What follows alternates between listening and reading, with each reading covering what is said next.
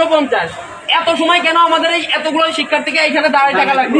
তারা কেন তাদের পার্সোনাল গাড়ি থাকে? সম্প্রতি ছাত্রদের তীব্র প্রতিবাদের মুখে সমন্বয়ক ও উপদেষ্টারা বন্যার্ত এলাকায় গিয়ে আটক হন। 10 জন সমন্বয়ককে বন্যার্তদের জন্য ত্রাণ বিতরণের নামে সৃষ্ট বিশৃঙ্খলার অভিযোগে আটক করা হয়। শিক্ষার্থীদের অভিযোগ, সমন্বয়করা ত্রাণ বিতরণের নামে কেবল নাটক করছে, বাস্তবে ত্রাণ পৌঁছে দিচ্ছে না। এর পাশাপাশি সরকারের পক্ষ থেকেও এখন পর্যন্ত কোনো ত্রাণ বন্যার্ত এলাকায় যায়নি। উপদেষ্টা আসিফ মাহমুদ সম্প্রতি সাংবাদিকদের নিয়ে বন্যার্ত এলাকায় গিয়েছিলেন এবং কিছু মানুষের বাড়িতে সহমর্মিতা জানিয়েছিলেন, তবে তিনি কোনো আর্থিক সাহায্য বা খাদ্য সামগ্রী প্রদান করেননি। বন্যার্তদের মতে ডক্টর ইউনূসও তাদের জন্য কোনো সাহায্য বা আশ্বাস প্রদান করেননি। এছাড়া উপদেষ্টা নাহিদ বলেছিলেন যে বন্যার্ত এলাকায় নেটওয়ার্ক ফ্রি করে দেওয়া হয়েছে, কিন্তু বাস্তবে এখনো নেটওয়ার্ক বিহীন অবস্থায় আছে। বন্যার্তদের আরো অভিযোগ, 20 জন নৌবাহী সদস্য একটি বোট থাকলেও তাদের মধ্যে 15 জনই উদ্ধার কর্মী হিসাবে কাজ করছে।